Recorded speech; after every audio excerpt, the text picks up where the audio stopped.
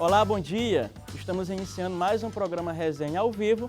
E o nosso convidado especial de hoje é o governador Flávio Dino e comigo, ao meu lado, para entrevistá-lo, o jornalista Adalberto Melo e o radialista Robson Júnior. Também estamos ao vivo pela Rádio Difusora FM e também pelas redes sociais. Seja bem-vindo, governador. Bom, é um imenso prazer estar aqui. Quero agradecer a você, John, Adalberto e Robson, toda a equipe da TV Difusora e, claro, saudar muito especialmente, fraternalmente, os telespectadores, os ouvintes da rádio e também os internautas que nos acompanham aqui.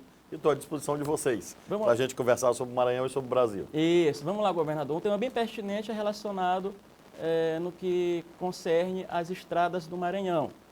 Nós sabemos que recentemente o governo fez algumas obras de revitalização, de restauração nas estradas, mas se iniciou o período chuvoso e algumas dessas estradas se deterioraram, ou seja, já houve problemas em algumas delas. É possível o senhor dizer, depois desse período invernoso, quais são as medidas a serem adotadas no sentido de restaurar essas estradas aqui no Maranhão? Bom, é muito importante, John, lembrar a todos que nós temos estradas federais, que são as BRs, as estradas estaduais, que são as MAs, e as vias urbanas dos municípios, as ruas, avenidas. Normalmente eu sou cobrado dos três. Por exemplo, a BR-316, BR-135 nas imediações de São Mateus. As pessoas dizem, olha, o governador não está tapando os buracos. Eu não posso, legalmente. Não é apenas que eu não queira fazer, não é isto. É que eu não posso, eu sou proibido de fazer obras em rodovias federais. Claro, portanto, que em relação a estas, a nossa atitude tem sido de cobrança. Cobrança, pedidos. O vice-governador Carlos Brandão e a bancada federal maranhense, o senador Everton, a senadora Elisiane, os nossos deputados federais, têm estado em permanente contato com o Ministério da Infraestrutura, com o DENIT, e eles se comprometeram a recuperar esses trechos mais sofridos, sobretudo dessas duas rodovias federais, logo após esse período de chuvas. Se comprometeram, inclusive, que parte das obras seria feita agora em maio. Em relação às MAs, nós temos duas categorias. Nós temos MAs bastante antigas, que nós já encontramos destruídas. Um exemplo possível é a MA 006, no trecho Alto Parnaíba-Balsas, por exemplo, que nós estamos recuperando paulatinamente a 006. Por exemplo, estamos nesse momento fazendo o trecho Grajaú-Arame. Temos outros tantos trechos, porque ela vai de Alto Parnaíba, do sul do Maranhão, até o litoral ocidental maranhense. É uma rodovia que corta o Maranhão inteiro. Então, trechos dela já foram recuperados. Nós temos esse trecho mais ao sul, em relação ao qual nós estamos pleiteando o financiamento internacional, que tramita hoje no governo federal, para poder reconstruí-la. Essas rodovias, portanto, antigas, nós temos feito progressivamente. Vamos agora, por exemplo, inaugurar a MA 012, no trecho entre Barra do Corda e Doca Bezerra. Estamos finalizando a MA entre Sítio Novo e Amarante. Então, nós temos obras, e eu podia enumerar várias aqui, dezenas. E nós temos também essa categoria que você menciona, que são as MAs nas quais nós fizemos obras e, infelizmente, elas se deterioraram. E aí nós temos duas subcategorias. Nós temos, por exemplo, Corotá-Vargem Grande, uma obra problemática desde sempre. Problemas de execução, inclusive vindas, infelizmente, do período anterior ao nosso, que nós apenas complementamos. Em relação a estas, não tem jeito, porque já está fora do prazo de garantia. O Estado vai ter que executar a recuperação, mesmo tendo sido mal executada há 5, 6, 7, 8 anos atrás, inclusive fora do nosso governo. E nós apenas finalizamos. E nós temos MAs que começaram e terminaram no nosso governo. A mais notável delas é Barreirinhas Paulino Neves, que é uma rodovia belíssima, por sinal. Alguns trechos dela, vocês sabem que ela é fruto de uma espécie de uma parceria público-privada com uma empresa. Uma parte foi feita em bloquete, outra parte em asfalto.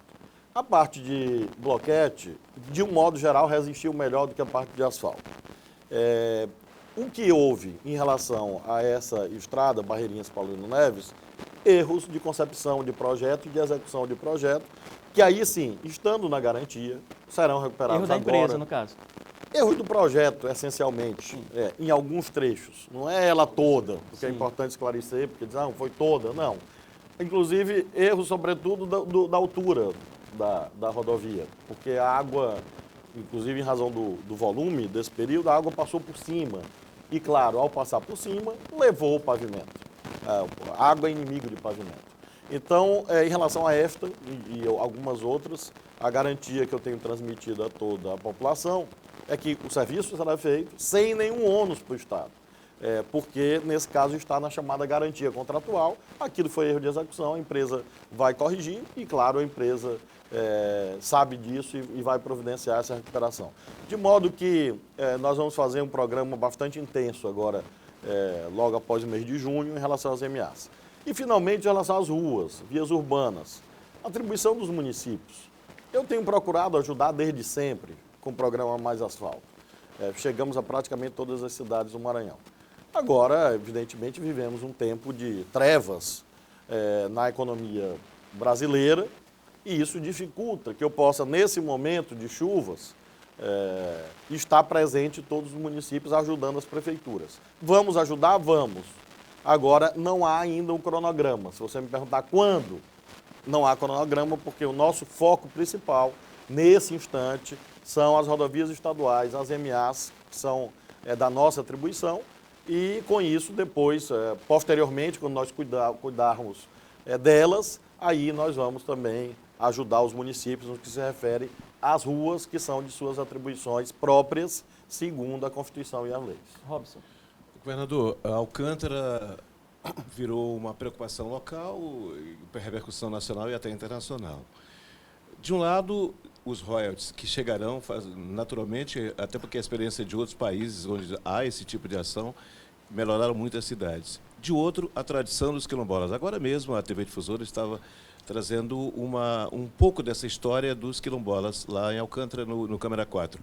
Como o governo, eu sei que é uma decisão de Brasília, mas como é que o governo estadual pode ser o intermediário para tentar buscar um equilíbrio nessa balança? Robson, você tem razão no que se refere à palavra-chave, que é exatamente esta, que aliás é o que está faltando no Brasil, é a palavra equilíbrio, ponderação. De um lado você tem a base que foi feita no regime militar, a base está lá, ela é um fato. Nós não estamos debatendo nesse momento se a base vai ser feita ou não, a base existe. A questão que se põe ela será utilizada de algum modo em favor da população ou vai ficar como está praticamente desativada? Considerando os centenas de milhões de reais ali investidos, me parece que é pouco inteligente, a essas alturas, eu diria até que é antissocial, defender que simplesmente a base seja fechada. Porque há quem defenda, eu respeito, claro. Eu respeito essa posição, essa opinião. Mas eu acho antissocial porque é dinheiro da população que foi investido ali em 4 décadas. Então, a palavra-chave que nós temos buscado é equilíbrio entre as populações tradicionais, os quilombolas, que já sofreram muito por erros do passado, pela concepção de enclave, concepção de cima para baixo, tentando impor modelos, negação de direitos, remoções forçadas, indenizações que não foram feitas. Tudo isso é realmente um passivo social, em relação ao qual eu tenho cobrado publicamente e também em conversas com autoridades do governo federal, deste e dos governos anteriores, o governo do presidente Michel Temer, da presidenta Dilma, do presidente Lula. Em relação a todos, eu sempre disse a mesma coisa. Olha, a base pode ser boa para a economia do Maranhão, porém, tem esse passivo social para resolver. E não pode ser, na minha concepção, uma ideia de sucessão. Tem que ser concomitância. Tem que resolver as duas coisas ao mesmo tempo. Porque às vezes tem um discurso, Robson, que é assim. Não, vamos botar os foguetes para subir e depois a gente vê os quilombolas. Eu digo, não.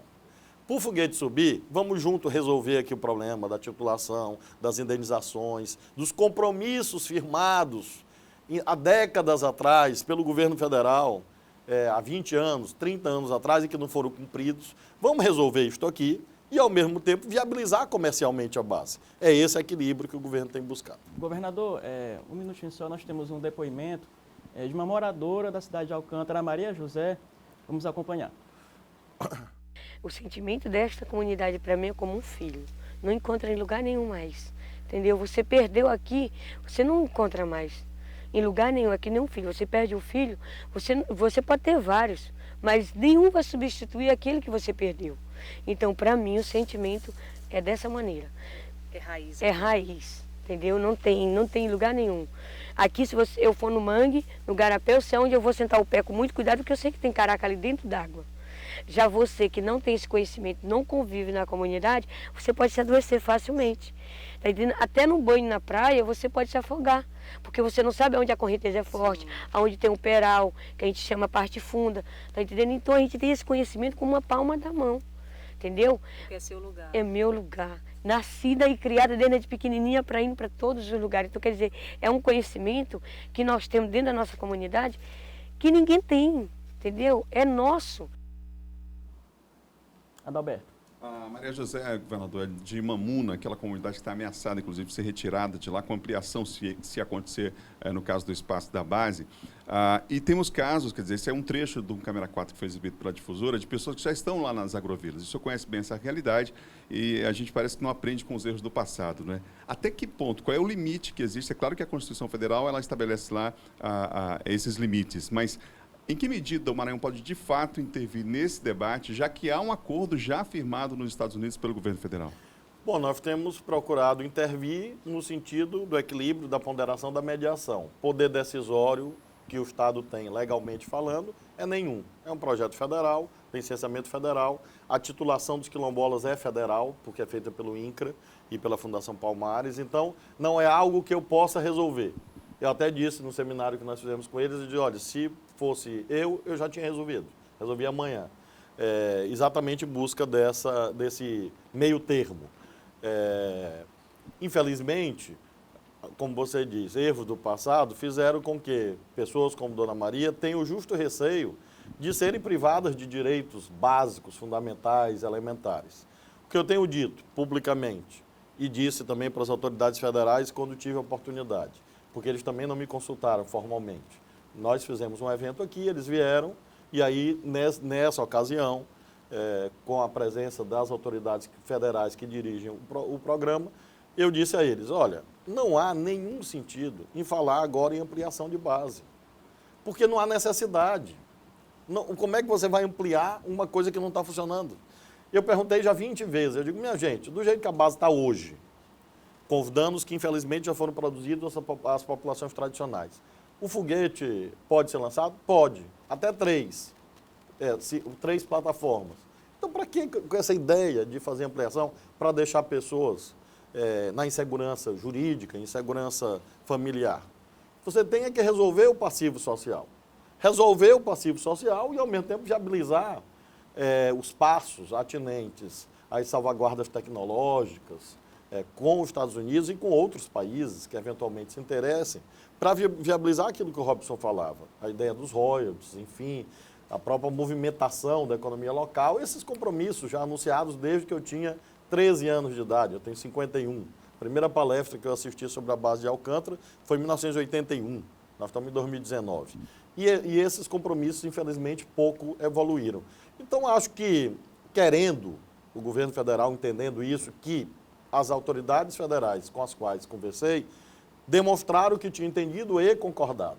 Ou seja, que não há sentido de ampliar a base, você tem que usar o que existe. Com os Estados Unidos ou com qualquer outro país, não pode ter monopólio norte-americano, não pode ser território dos Estados Unidos aqui. Também há, às vezes, muita lenda em relação a isto. Claro que os Estados Unidos não vão fechar a sua base, o Cabo Canaveral, enfim, e transferir para Alcântara. Há quem pense isso, não, eles vão fechar, a NASA vai ser sediada em Alcântara. Claro que não. Às vezes um pouco de fantasia nisso. E aí, viabilizando a base, eu acho que aí é nosso papel do governo, da prefeitura, garantir que as populações sejam beneficiadas, porque prejudicadas elas já foram. E deixar a Dona Maria em paz, essa senhora que apareceu no vídeo. Ela tem que ficar em paz lá, cuidando, como ela disse, da vida dela, da raiz da vida dela. E eu acho que esse é o melhor caminho, e eu espero que seja o que aconteça. Governador, por outro prisma, por outra ótica, o senhor acredita que o Maranhão possa alavancar a economia, se inserindo dentro desse mercado espacial com ali o uso pelos Estados Unidos e outros países do CLA? O senhor acha que pode, por exemplo, no Kennedy Space, nos Estados Unidos, onde aquela região toda houve um desenvolvimento, houve um progresso, a economia melhorou. O senhor acredita que isso pode trazer desenvolvimento e progresso para o Maranhão dentro desse prisma? Acredito que pode trazer benefícios para a população, desde que nós consigamos avançar em projetos que nós implantamos, inclusive no nosso governo. Por exemplo, mestrado em engenharia aeroespacial, para garantir que a população maranhense, os nossos técnicos, cientistas, a nossa juventude, possa, inclusive, participar das atividades finalísticas da base. Temos, em parceria da UFMA, com a UEMA, Federal de Pernambuco, Federal do Rio Grande do Norte, funcionando no Maranhão, esse mestrado. Bolsas de pesquisa, nós temos compromissos atinentes a essa formação de pessoal, qualificação das pessoas do Maranhão, especialmente, claro, de Alcântara, para que participem. E nós temos a temática dos royalties, que não está definida ainda em lei, mas eu acho justo. Ora, se mineração tem royalties, se exploração de petróleo tem royalties, acho que a base, o senador Everton apresentou um projeto nesse sentido, o deputado Pedro Lucas também, e tem meu apoio nessa ideia de que uma parte seja aplicada. No nosso caso, eu até sugeri ao senador Everton, aplicado em pesquisa. No caso, os royalties seriam destinados às universidades, à FAPEMA, para transformar em bolsas de mestrado, doutorado.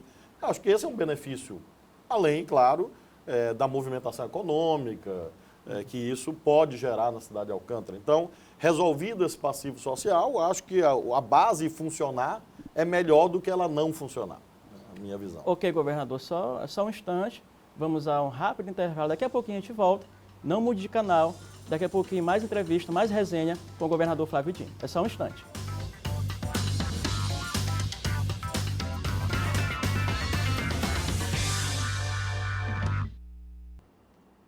Estamos de volta com o programa Resenha. Só lembrando, olha só, que estamos também na TV Difusora de Imperatriz, TV Difusora de Caxias e também na Rádio Difusora FM 94.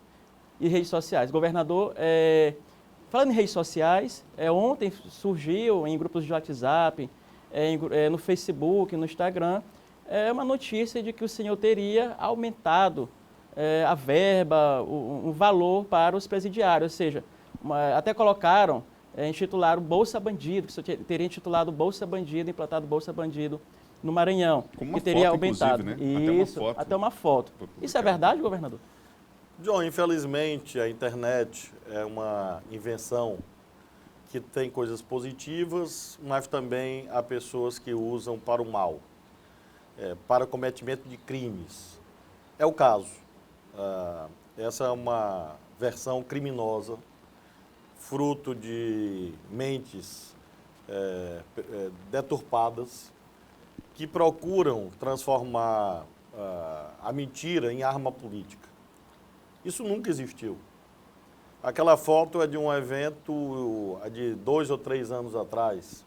Inclusive está comigo na foto o presidente do Tribunal de Justiça do Maranhão, então presidente, desembargador Cleones.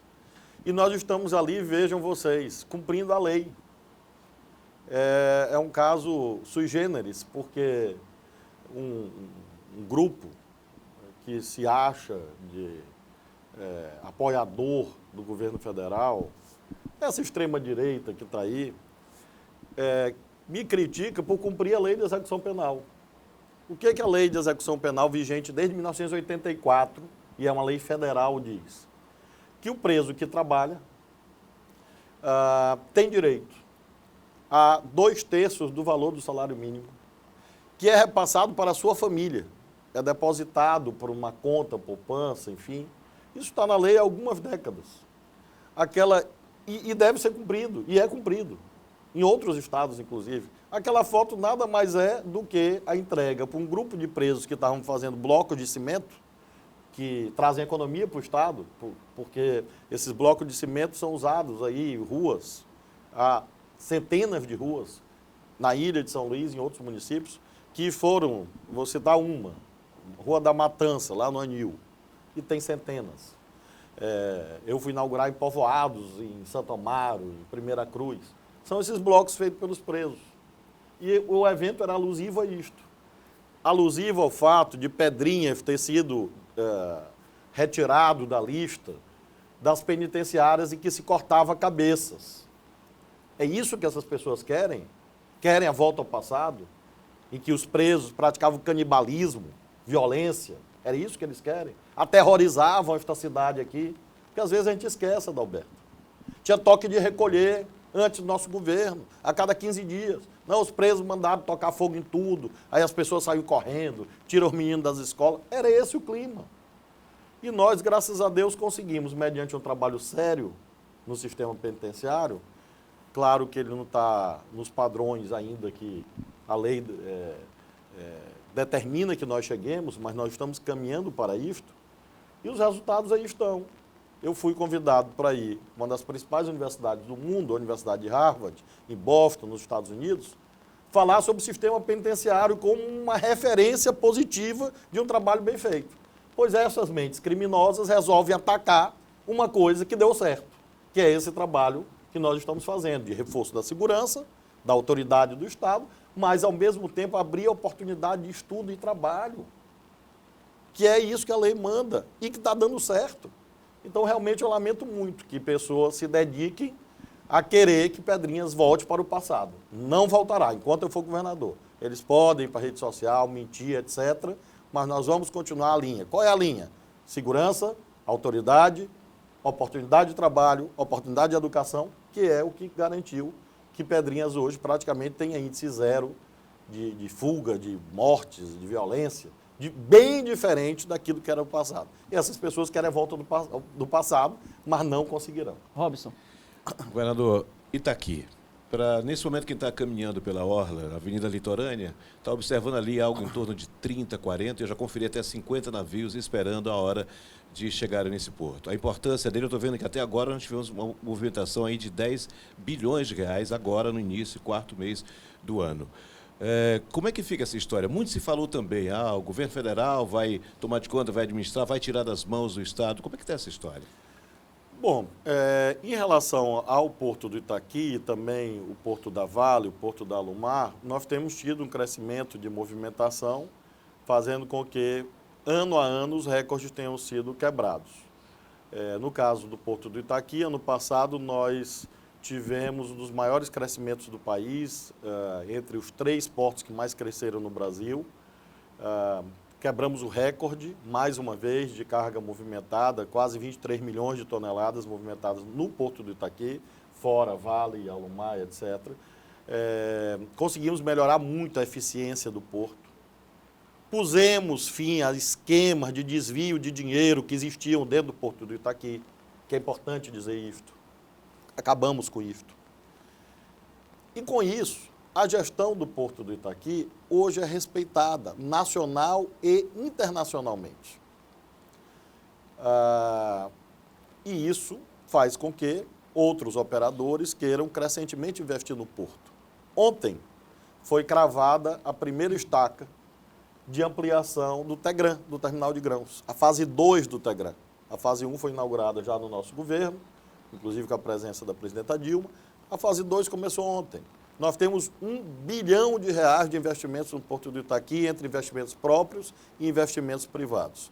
Isso significa a geração de 16 mil empregos, diretos e indiretos, em torno do Porto do Itaqui, em torno da mobilização econômica que o Porto do Itaqui traz. De modo que eu acho, Robson, que é um patrimônio do povo do Maranhão. Às vezes fica um pouco distante, nós até criamos agora, intensificamos um programa de visitação, para as pessoas conhecerem o que é o Porto do Itaqui, poder aproximar da sociedade, ações de responsabilidade social, por exemplo, a construção do novo terminal de ferry-boat do Cujupe, na Baixada Maranhense, feita pela EMAP, para mostrar esse compromisso social, recuperação do cais de São José de Ribamar, que é um dos principais pontos turísticos dessa importante cidade maranhense, feito com recursos da EMAP, para mostrar esse compromisso mais amplo do Porto do Itaqui e os benefícios que ele traz. De modo que eu acredito muito que o Porto do Itaqui vai continuar a crescer e eu nunca levei muito a sério essas ideias de mudança no rumo da gestão do Porto do Itaqui, exatamente porque os indicadores são os melhores possíveis e reconhecidos, premiado, o Porto do Itaqui é premiado, tem certificações internacionais. O presidente Ted Lago é constantemente convidado a ir para Singapura, o Panamá, a autoridade portuária do Canal do Panamá fez um acordo com o Itaqui, importante para fortalecer o Porto do Itaqui. E por que a autoridade portuária do Canal do Panamá fez, pela primeira vez, um acordo dessa dimensão com o Itaqui? Porque reconhece a seriedade da gestão do Porto do Itaqui. De modo que eu acho que a gente vai continuar no nosso governo dirigindo o Porto. Dirigimos de modo despartidarizado. É uma gestão eminentemente técnica, sem nenhum compromisso ideológico, de aparelhamento partidário, nada desse tipo. E, por isso, não há nenhuma razão para que haja qualquer tipo de mudança nesse modelo que está dando certo, de crescimento do Porto do Itaqui. Adalberto. Governador, uma das suas promessas de campanha, e não poderia ser diferente no estado como o nosso, foi retirar da linha de pobreza extrema as famílias maranhenses, não é? Recentemente saiu uma pesquisa, no mês passado, inclusive, mostrando já avanços nessa área do IDH, mas, como diria o Betinho, o Lula também falava sobre isso, quem tem fome tem pressa, né? E aí nós temos uma série de ações aí articuladas, foi possível ver isso no seu primeiro mandato, mas diante da crise que nós vivemos no país, o Mais DH vai ser afetado em que medida? O que o senhor diria a essas famílias que ainda continuam nessa linha de extrema pobreza no Maranhão? Adalberto, nós tivemos, infelizmente, essa triste coincidência entre o nosso governo e uma crise nacional gigantesca, a maior dos últimos 100 anos, que fez com que a economia brasileira andasse para trás nos últimos anos. O Maranhão faz parte do Brasil. Você se refere ao IDH. Nós tivemos um crescimento nos 3 atributos que compõem o IDH. Renda, longevidade, educação, compõem essa cesta de índices que levam ao IDH. Alguns criticaram, dizendo, mas cresceu pouco. O Adalberto, São Paulo, que é o estado mais rico da federação, andou para trás no IDH nos últimos anos. Brasília, a capital do país, teve queda de renda, de longevidade, de educação, enfim, alguns atributos caíram, não foram todos. Então veja que 5 ou 6 estados brasileiros andaram para trás no que se refere ao desenvolvimento social. Nós conseguimos andar para frente. Então isso já é notável. Agora precisamos continuar nesse rumo. Lamentavelmente, eu não vou conseguir ampliar o plano. Ou seja, o plano está mantido nas 30 cidades. O nosso intuito inicial era, no segundo mandato, levar para outras 30 ou 40 cidades, enfim. Hoje não há recursos para isso, lamentavelmente, porque a arrecadação federal muito ruim. E isso se refere ao atraso de folha de pagamento aí pelo país afora. Basta acompanhar o meu perfil nas redes sociais e acompanhar os outros governadores. Quem é que está inaugurando escola? Nós, Maranhão. Quem é que está inaugurando estrada? Nós, o Maranhão. E mais 2 ou 3 estados. Basta conferir a agenda dos governadores, publicamente. Então, nós temos um patrimônio de obras, de serviços, etc., que vão continuar repercutindo positivamente no IDH, porém, paulatinamente. Não é um milagre, mas eu acho que nós conseguimos, para fazer analogia ao Porto do Itaqui, é como um navio que nós conseguimos colocar na direção certa, a um porto seguro. E nós temos que continuar, portanto, nessa direção certa. Alguns programas nós estamos conseguindo ampliar. Por exemplo, tivemos redução da mortalidade infantil e materna no Maranhão, John. Tivemos o melhor índice da nossa história de mortalidade materna e infantil, para baixo. Quer dizer, nós temos segurança, violência caindo, mortalidade infantil materna caindo, educação melhorando, IDEB melhorando, IDH melhorando. No meio desta tempestade, Mas, governador, no meio deste caos. E aí o que é que nós fizemos, John? Só para finalizar. Claro. Ampliar alguns programas. Por exemplo, segunda-feira vamos começar o cheque cesta básica gestante. Programa que só existe no Maranhão, criado pelo secretário de Estado da Fazenda, Marcelo Ribeiro, cabeça dele, com o secretário Carlos Lula, com o secretário Marcos Pacheco. Sentaram, trouxeram a proposta para mim. Olha, vamos pegar o ICMS, fazer uma cesta, etc., e vamos transformar isso no benefício para a mulher gestante de baixa renda, para estimular que ela faça o pré-natal. Porque, às vezes, a pessoa, normalmente quem não precisa, e que, às vezes, infelizmente, é egoísta, diz assim, mais uma bolsa, faz um negócio, esse pessoal que não quer trabalhar. Infelizmente, a gente que pensa assim. Mas é uma minoriazinha. Mas é importante dizer mesmo para essas pessoas que o benefício, além de propiciar que essa mãe possa comer melhor, enquanto ela está esperando um bebê, que é um patrimônio da sociedade, claro que da família e da sociedade, ela terá, por intermédio desse benefício, o estímulo a mais para ir fazer a consulta de pré-natal. E 3 consultas pediátricas do seu futuro bebê, as 3 primeiras, R$100 por consulta, no total de R$900. Então, é um passo, Adalberto, que nós vamos começar segunda-feira, vamos entregar os primeiros 20 benefícios, que também vai impactar positivamente no IDH, porque quando cai mortalidade infantil materna, você melhora o atributo longevidade, que é um daqueles que compõe o IDH. Então, eu tenho certeza que nós vamos continuar elevando esse índice importante com políticas como essa.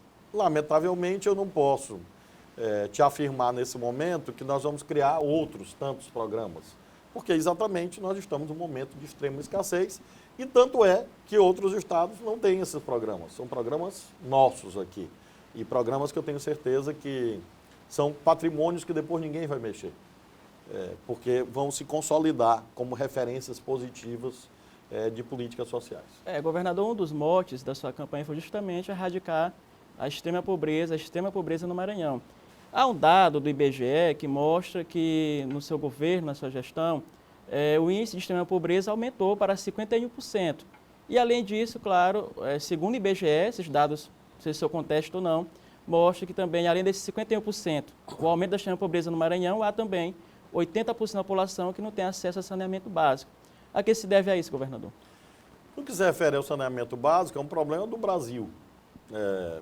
Os indicadores são muito parecidos, tirando, claro, um ou outro estado mais rico, mas, de um modo geral, o saneamento é um desafio brasileiro, eu diria. São obras caras, obras complicadas, difíceis de fazer. Veja que um pequeno trecho da adutora do Italuís levou 15 anos para ficar pronta. Atravessou aí 4, 5 governos, terminou no nosso. Dando só um exemplo. O esforço que há hoje de colocar as estações de tratamento de esgoto na ilha de São Luís para funcionar, interligá-las, fazer as elevatórias, que às vezes quebra as avenidas, a CAEMA vai lá, quebra, às vezes demora a recuperar, que é um problema que eu luto muito para corrigir, um problema antigo também. Mas são obras que estão, no caso da ilha, fizemos alguma coisa em Imperatriz também, na região do Grande Bacuri, de saneamento, nós temos investimentos em andamento. Agora, quanto a... E é um processo longo, um desafio brasileiro. Em relação à extrema pobreza, John, eu sempre digo o seguinte, é claro que eu não contesto os números, mas basta olhar que é falsa a ideia que a extrema pobreza cresceu no Maranhão. A extrema pobreza que cresceu no Brasil. É isto que aconteceu. Basta pegar os mesmos dados do mesmo IBGE e ver que a extrema pobreza cresceu no país inteiro. Porque nós saímos de 5% de desemprego para 13% de desemprego. Se nós fotografássemos o Brasil em 2013, o desemprego era 5%, ou seja, a gente vivia praticamente em pleno emprego. Construção civil, gerando postos de trabalho. O que aconteceu com tudo isso? São Paulo, que é a economia maior do que a da Argentina, hoje está com quase 17% de desempregados, que é uma taxa, assim, obscena, eu diria. Então, é claro que a pobreza extrema cresceu no Brasil todo. E por isso que eu tenho lutado tanto para que nós possamos voltar a ter crescimento econômico no Brasil. Esse é o maior desafio que existe, independentemente do governo A, B ou C, governo federal que eu digo. Mas ele tem que se convencer que a agenda do país não pode ser cortar a universidade, cortar direito, porque isso não vai tirar a economia do buraco. O que tira a economia do buraco é investimento público e investimento privado. E, por isso, John, eu tenho a convicção de que, se corrigindo esses rumos da economia brasileira, aí, no país todo, a pobreza extrema vai voltar a cair. E, claro, também no Maranhão, acelerado por essas políticas que nós estamos implementando. E aí, com certeza, a gente vai ter uma melhoria mais rápida dos indicadores sociais. Governador, nós vamos a mais um intervalo e na volta nós vamos tratar de política. Política, possíveis mudanças no governo. É só um instante aqui, já rapidinho com o governador, voltamos já já aqui na TV Difusora. Vamos a um rápido intervalo.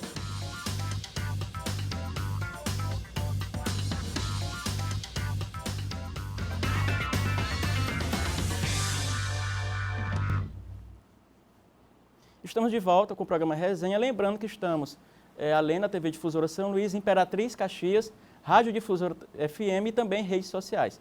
Governador, você anunciou ontem 2 mudanças no seu governo e também já se especula uma mudança no PROCON, a saída da Karen e a entrada ali do advogado Carlos Sérgio. Isso se confirmará mesmo? Sim, nós fizemos semana passada uma mudança no comando da Polícia Militar e quero publicamente reconhecer o trabalho do Coronel Longo e sucedido agora pelo Coronel Ismael. Nós conseguimos, por exemplo, em abril, é importante frisar, quando nós comparamos abril de 2019 com abril de 2014, uma redução de 72% em homicídios. Em abril de 2014, antes do nosso governo, foram 69 homicídios na Grande Ilha. Agora, em abril de 2019, foram 19. Nós saímos de 69 para 19. 50 vidas poupadas em um mês, mostrando a importância dessa política de segurança. E agora, nessa semana, mais essas 3 mudanças. A mudança na FUNAC, a presidente Elisângela continua na equipe, ela está nesse momento no tratamento de saúde e, se Deus quiser, vai correr tudo bem, mas ela precisou, nesse momento, priorizar essa premência pessoal. Então, ela vem para uma outra função no governo e nós fizemos a mudança na FUNAC. Mas também com plena continuidade, pleno reconhecimento da gestão da Elisângela. Em relação à FAPEMA, fizemos um rodízio das instituições. Historicamente, era a minha universidade, a Universidade Federal do Maranhão, que dirigia a FAPEMA, muitos presidentes da UFMA. Eu coloquei primeiro da UEMA, da Universidade Estadual, o professor Alex, um quadro extraordinário, que engrandeceu o nosso governo. E agora eu dei a oportunidade para o IFMA, para o Instituto Federal. O professor André assumiu também a gestão. E, finalmente, no que se refere ao Viva PROCON, uma equipe muito boa, colocou o Viva e o PROCON em outro patamar, liderado pelo hoje deputado Duarte Júnior. E a Karen é um quadro muito importante desse processo, que ampliou o Viva, ampliou o PROCON. Acho que há quase um consenso social em relação a isso. Quem lembra o que era o Viva antes, pequenas unidades, poucas unidades, e hoje você vai em unidades do Viva, você tem um padrão de atendimento que eu digo é um dos melhores do Brasil, de resolutividade, de tempo. A Karen vai também assumir uma outra função e nós demos a oportunidade para uma outra pessoa que tem uma outra visão, uma outra experiência, para continuar essa trajetória de expansão, modernização do Viva. De modo que não são mudanças que significam giros em relação ao que está sendo feito. Ao contrário, há um pleno reconhecimento, mas visando, a mudança é uma das leis da vida, né? Visando sempre melhorar, aprimorar. Creio que com essas 3 mudanças de ontem, nós finalizamos esse ciclo, que se inaugurou em janeiro.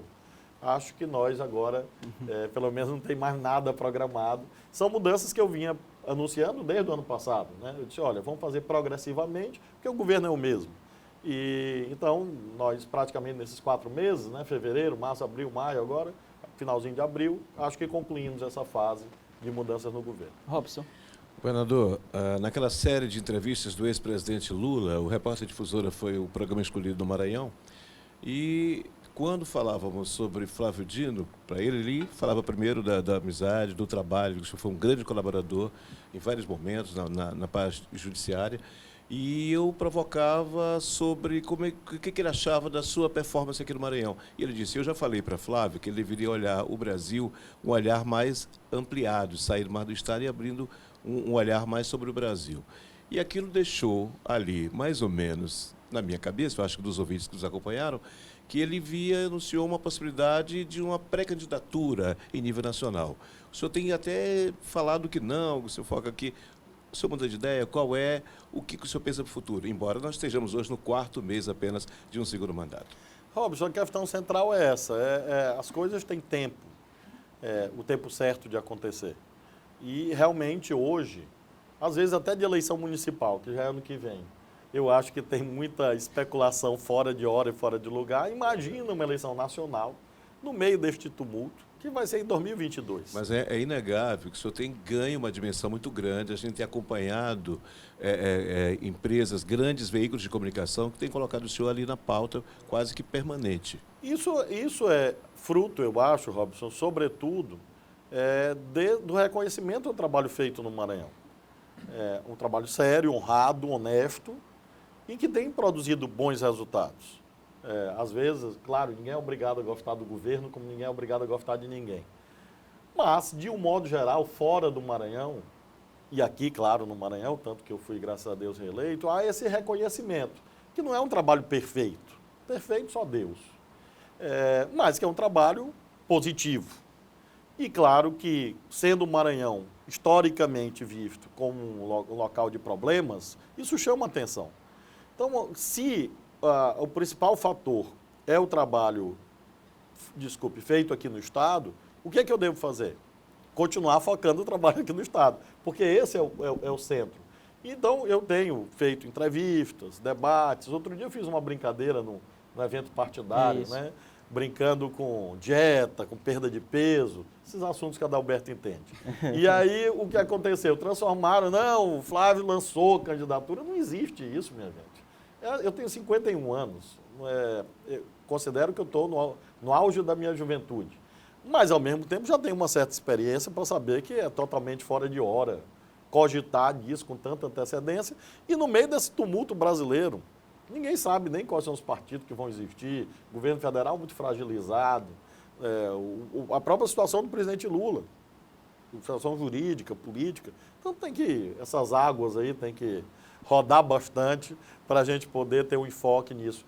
Agora, é claro, Robson, o que é bom para o Maranhão ter uma presença nacional, porque significa que empresas prestam atenção para o nosso Estado, não só empresas de mídia, mas investidores prestam atenção, outros atores políticos. Isso é positivo. E claro que eu continuo cultivando isso, porque é importante para o Maranhão que o Brasil seja ouvido nacionalmente. Agora, já que o senhor falou ainda há pouco nessa situação nacional e a leitura, a visão sobre esse momento do próprio governo Bolsonaro, como é que o senhor avalia esse aspecto? Quer dizer, é uma fragilidade clara do ponto de vista político, medidas que estão sendo contestadas. Qual é o seu olhar, o que o senhor entende, qual é o retrato hoje que o senhor vê do país nesse governo que está federal? Adalberto, se eu fosse enfocar todos os temas críticos, eu consumiria mais uns 2 ou 3 programas, lamentavelmente. Porque eu sou daqueles brasileiros autenticamente patriotas que torcem para que qualquer que seja o governo, mesmo que não seja da minha posição ideológica, política, dê certo. Eu gostaria muito e desejo muito que o governo, liderado pelo presidente Bolsonaro, consiga tirar a economia do buraco. Agora, não vejo como vai tirar com este receituário.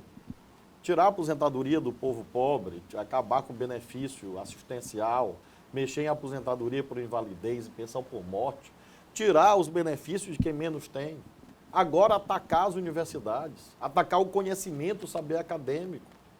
Eu sou filho da universidade, eu me formei lá, na Universidade Federal do Maranhão. Só sou governador porque me formei nela e sou professor dela. E quando o povo mais pobre começou a sonhar em ter acesso à universidade, em colocar o seu filho para estudar no Instituto Federal, no Instituto Estadual, no IFE ou no IEMA, na UEMA-Sul, na UFMA, nessas universidades privadas, aí o governo entra numa política de dizer que as universidades não prestam, que os reitores são irresponsáveis, que tem balbúrdia na universidade, bagunça na universidade. Isso é um desrespeito profundo aos meus colegas professores, aos estudantes, aos funcionários, aos reitores. Então, isso é um caminho errado. Caminho de semear confusão e desestimular quem trabalha para o país. Cortaram o dinheiro de umas universidades aí, 3 ou 4, eu até coloquei na rede social, vai cair na justiça.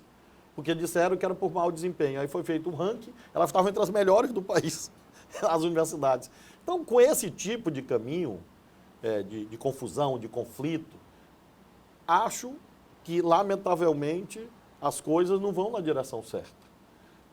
tenho procurado criticar com seriedade, com fundamentação, como eu sempre faço, para tentar ajudar. Às vezes me perguntam, Flávio, você não ajuda o governo? Eu digo, claro que eu ajudo o governo federal. Eu dou a principal contribuição, disse Ulisses Guimarães, quando perguntaram sobre o ditador Ernesto Geisel. Perguntaram para ele, o senhor vai ajudar o Geisel? Ele disse, sim, vou dar a principal colaboração que eu posso prestar, fazer uma boa oposição. A boa oposição ajuda o governo. Então eu critico o governo, como critico firmemente, lutando para ver se ele acha um caminho. Por exemplo, esse de abandonar essa ideia de destruir as universidades, destruir a pesquisa acadêmica, cortar as bolsas, agredir os professores. Porque eu não concordo com a posição ideológica. Disseram que iam desideologizar e estão ideologizando tudo. Então, com essa configuração, Adalberto, eu não acredito que a gente vai colher bons resultados. Eu espero que isso mude. Agora mesmo, pela primeira vez, fui chamado, nós, os governadores do Nordeste, fomos chamados pelo presidente da República para uma audiência nesta semana. Lá estarei, primeira audiência. Eu já havia pedido formalmente desde janeiro. E agora ligaram ontem, anteontem, do gabinete do presidente da República, chamando os 9 governadores do Nordeste para uma reunião na quinta-feira. Eu irei, estarei lá. Tem uma agenda programada, pauta. inclusive, da vinda do presidente aqui ainda nesse mês de maio, né? Está prevista. Será, se depender de mim, se ele quiser, será bem recebido, como eu recebo todo mundo, com educação e nos termos da lei. Independentemente da minha posição crítica, que de fato, como eu estou reiterando aqui. E estarei na audiência.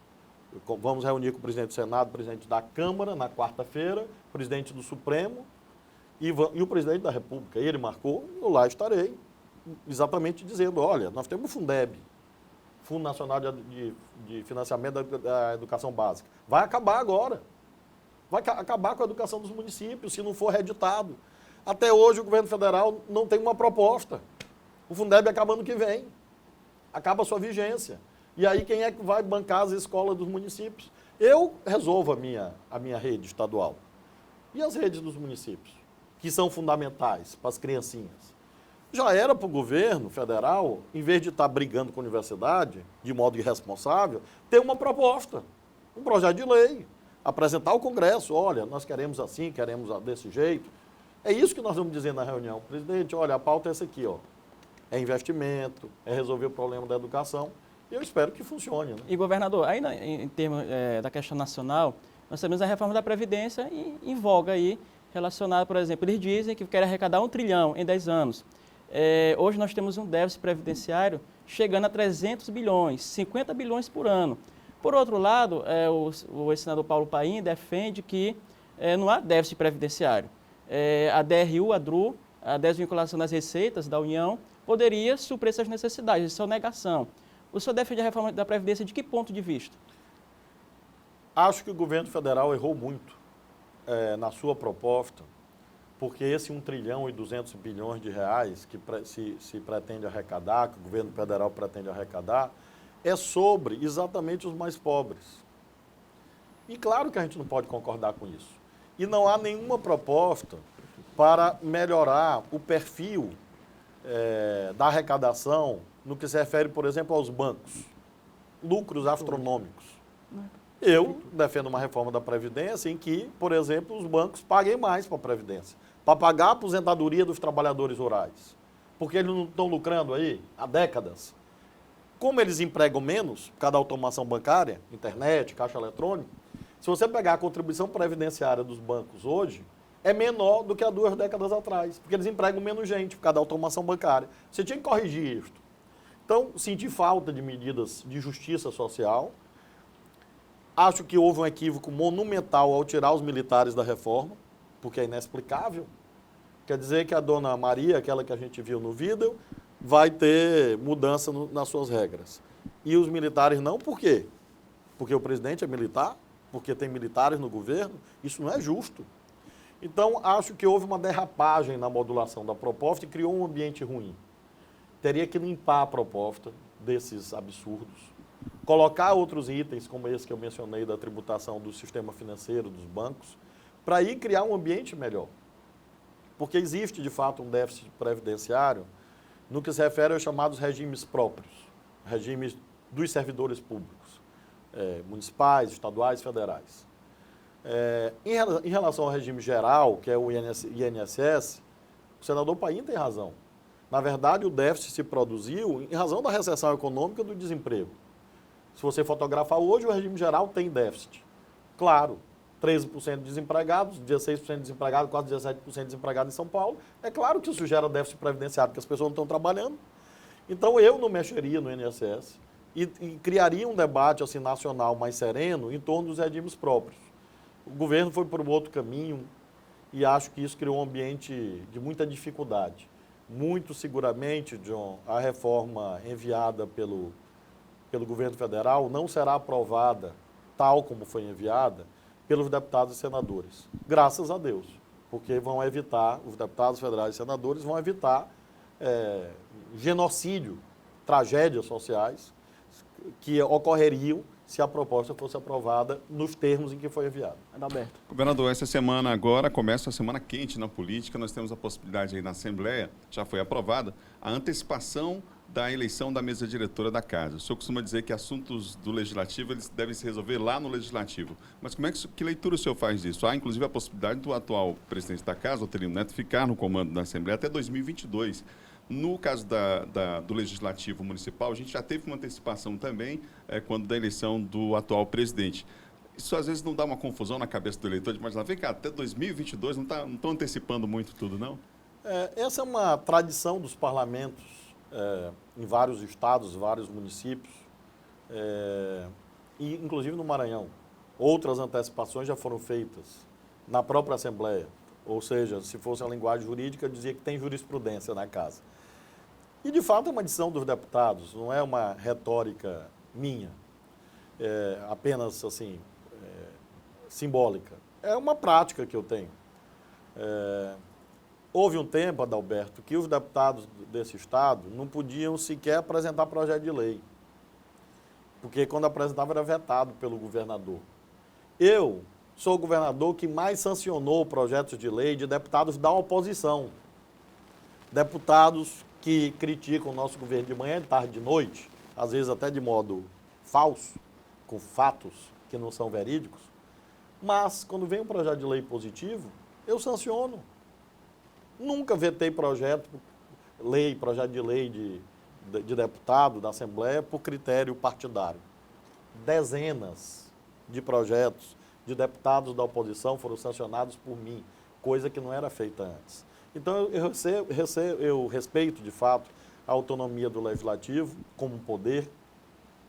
Acho que o presidente Otelino faz um grande trabalho, tem se demonstrado eficiente na condução da Casa, naquilo que lhe cabe, que é a harmonização das visões contrárias, garantindo a produtividade parlamentar, aprovação de projetos, debates. E, aparentemente, a maioria da Casa, ou quase todos, sei lá, consideram isso também. Então, esse é um assunto de lá. Para mim, como eu disse, a relação hoje, reuni essa semana, inclusive, com o presidente da Assembleia, o presidente do Tribunal de Justiça, o Procurador-Geral de Justiça, o presidente do Tribunal de Contas e o Defensor Público Geral do Estado. Todos numa mesa, eu com eles. Abri as contas para eles do Estado, mostrei, aqui nós estamos com dificuldade aqui, ali, debatemos os chefes dos poderes todos, na mesma mesa. Essa harmonia, que inclusive está faltando no âmbito nacional, graças a Deus nós conseguimos aqui. E o presidente Otelino tem sido um agente dessa harmonia. Então, assim, eu não posso falar sobre o que acontecerá na Assembleia. Mas se isto acontecer, eu acho que é uma coisa positiva. Governador, ainda falando de política, de eleição, nós temos a eleição no próximo ano nos municípios maranhenses. Temos São Luís. São Luís, inclusive o deputado Otelino, presidente da Assembleia, esteve aqui no Resenha também e disse que não é essa hegemonia do PCdoB de ter candidato próprios nos municípios, inclusive São Luís. E o seu partido, o PCdoB, tem dois candidatos, tem o pré-candidatos, possíveis candidatos, o Rubem Júnior e o Duarte Júnior. Além disso, partidos aliados como Democratas, Neto Evangelista, PSB, Bira do Pinaré, temos o Osmar Filho do PDT. Qual a sua posição em relação a isso? O senhor defende que o PCdoB tenha candidato ou que possa apoiar um outro nome de um outro partido? Eu tenho muito orgulho, John, de integrar esse time que você acabou de mencionar, um time de ótimos candidatos ou pré-candidatos. Rubem Júnior, Duarte, Bira, Neto, Osmar e outros que possam surgir dos partidos que são aliados ao governo, todas pessoas credenciadas, pessoas que eu conheço, que eu respeito, e que, portanto, reúnem os atributos necessários a, com legitimidade, fazer esse pleito. Acho que me cabe tentar unificar o máximo possível, junto com o prefeito Edivaldo, claro que a sucessão é dele, me referindo a São Luís. Isso vale também para todas as demais cidades. Como ator político e, nesse momento, como coordenador desse pacto que nós fizemos para vencer 2 eleições para o governo do Estado, como vencemos no primeiro turno, e eleger os 3 senadores, como de fato nós elegemos em 2 eleições, eu sempre procuro ser a voz da moderação, de procurar harmonizar e tentar unificar. No caso de São Luís, é um pouco mais complicado, porque, de fato, são postulantes que têm lastro, tanto de experiência política, gerencial, para manter esses pleitos. E, no momento certo, junto com o prefeito Edivaldo, claro, nós vamos procurá-los e dizer, olha, dá para unir aqui, não dá para unir ali, e vamos tentar fazer essa união ampla. Se não for possível, vou fazer o que eu fiz na eleição passada. Sim. Na eleição passada, havia a candidatura do prefeito Edivaldo, candidato à reeleição, havia a deputada Elisiane, que era candidata também, hoje senadora Elisiane, era candidata a prefeita. No primeiro turno, eu não participei da eleição em São Luís, exatamente em respeito às várias posições políticas que havia no nosso campo. Então, caso desses nomes aí você tenha 3 candidatos, 4 candidatos, sendo ou não do PCdoB, porque nesse Isso que eu ia aspecto... perguntar, pois é, se for do PCdoB o candidato. Mesmo assim, a minha atitude será a mesma. Porque, do ponto de vista político, eu sou tanto do DEM quanto do PCdoB. Eu sou tanto do PCdoB quanto do PT. Ou seja, eu sou filiado aos 16 partidos que me apoiaram. Claro, é uma aliança, uma coligação. Eu não posso priorizar o meu em detrimento daqueles que me ajudaram a chegar ao governo. Isso eu não farei, mesmo reconhecendo que o PCdoB tem 2 excelentes pré-candidatos. Se um dos 2 for candidato, Rubem Júnior, Duarte, e tiver lá o Neto, tiver o Bira, tiver esses outros que você mencionou como pré-candidatos, 4, 5, eu não vou opinar, só vou votar. E aí, no segundo turno, aí sim eu participarei, como fiz, inclusive, na eleição Vale para passada. Imperatriz, Caxias, todos os lugares. Em todas as Timon. cidades maranhenses, nós vamos procurar unir esses partidos. Isso vale para Imperatriz, Caxias, Timon, para todos os municípios do Maranhão. Todos. Nova York, para todos os municípios do estado. Porque a união, como diz a sabedoria popular, de fato faz a força. Então, você tem experiências administrativas que devem continuar, candidatos à reeleição. Você tem, a maioria dos prefeitos me apoiou nesta eleição. Então, claro que nós vamos ouvir os prefeitos dessas cidades, nada de cima para baixo, não é meu estilo, não faço isso, não farei. Chega de modelos concentradores de poder, de visões coronelistas, não é meu caso. Eu vou ouvir todo mundo e onde der para unificar, eu vou participar da eleição, participar da campanha, para tentar ajudar os municípios a encontrarem, assim com a minha modesta participação, encontrarem um caminho bom, que é o que todo mundo quer. Eu não olho muito para a sigla. Claro que eu tenho o meu partido, do qual eu muito me orgulho, mas eu não olho muito para a sigla. Eu quero o bom resultado, é o bom gestor para cada cidade do Maranhão. Governador, estamos finalizando nossa entrevista e suas considerações finais para o nosso público. Em primeiro lugar, gratidão a Deus que tem me dado força e energia para enfrentar essas tempestades econômicas.